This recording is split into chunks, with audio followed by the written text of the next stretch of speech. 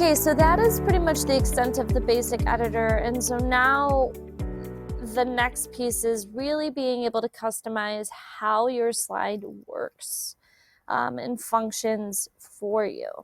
So, and that happens with this timeline mode. And you can really browse through these libraries over here prior to having to swap something out on your slide if you switch it over to the timeline mode. So you may be perfectly okay with the basic editor and may do exactly what you wanted to do, but if you're recording a narration over the top of your slides and doing an explainer video or saying like, hey, meet Jack. Jack is an instructional technology teacher. Jack likes to push into classrooms and support teachers with technology. And like on each of those slides, and you're doing that, then you're going to need to time out how those things happen. And so that takes you kind of into this more advanced options that you have with Powtoon. So, you know, you're limited down here in terms of what you can click up and change, because it just tells you when it's happening. So you click on this toggle here, and now you're in timeline mode. And once you go into timeline mode, the whole world changes for you.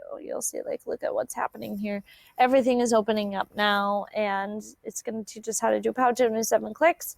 I'm going to X that out because I'm going to teach you how to do it, and probably more than 7 because I'm more long-winded than they are. So we're doing Chromebooks, iPads versus Chromebooks. Chromebooks win.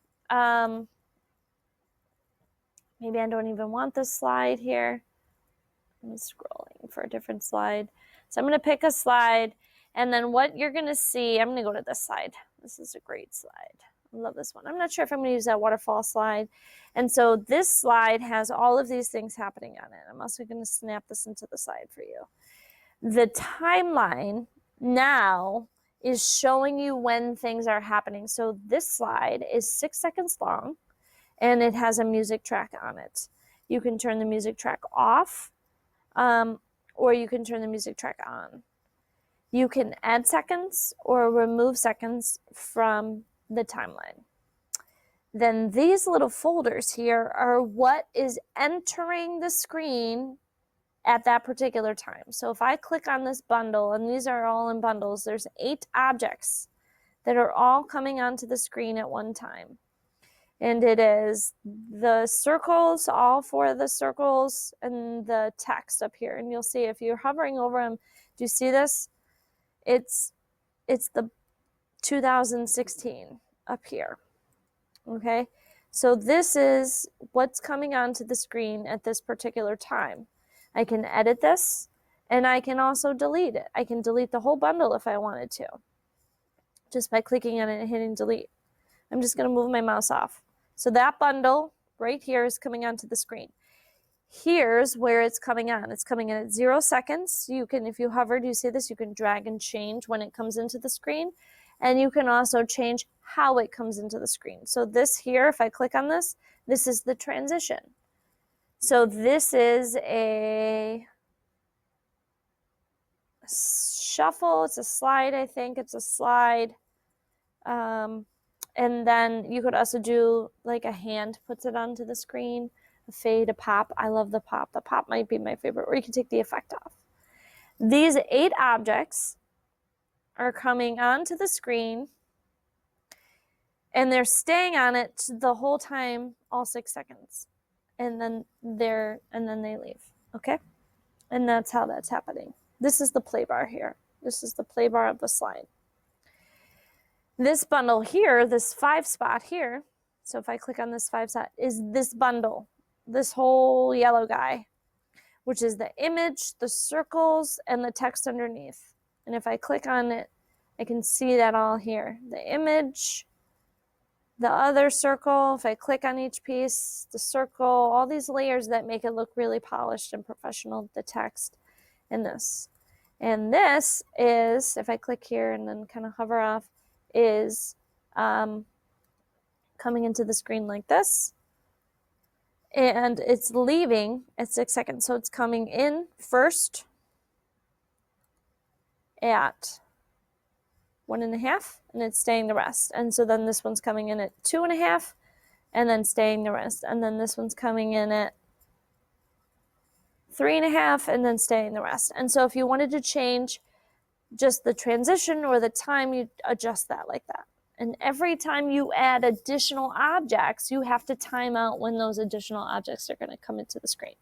So if I move my play bar back to the beginning, and I play this slide for you from the beginning, so if I press this, you see how each one went? Maybe I wanted them to have more space in between them.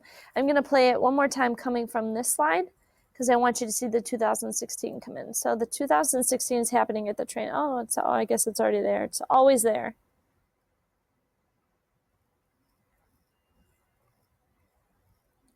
So you're seeing how the things are popping in, and they're popping in at these times. Boop, boop, boop, boop, boop, boop. And that's how you make those adjustments.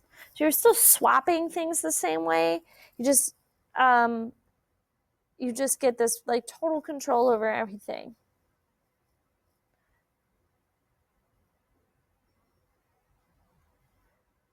So that is how the timeline kind of works.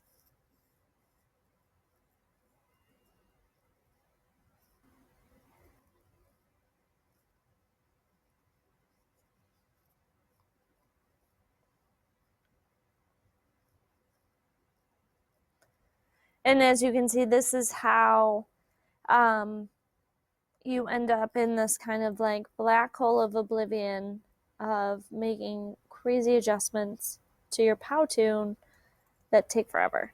Okay, so I'm going to come back to this particular slide. I'm just going to make some adjustments. So I don't love how quick they come in, so maybe I want to space these out more. So if I click on this whole cluster and then hover off, I want this one to come in at 4.5 seconds, and I want this one to come in at 3 seconds. So I'm going to click on it, move my mouse,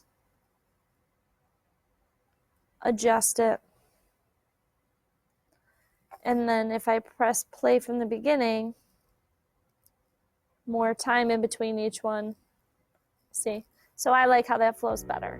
And then I can go ahead and click in here, swap my images, add my text, change my background.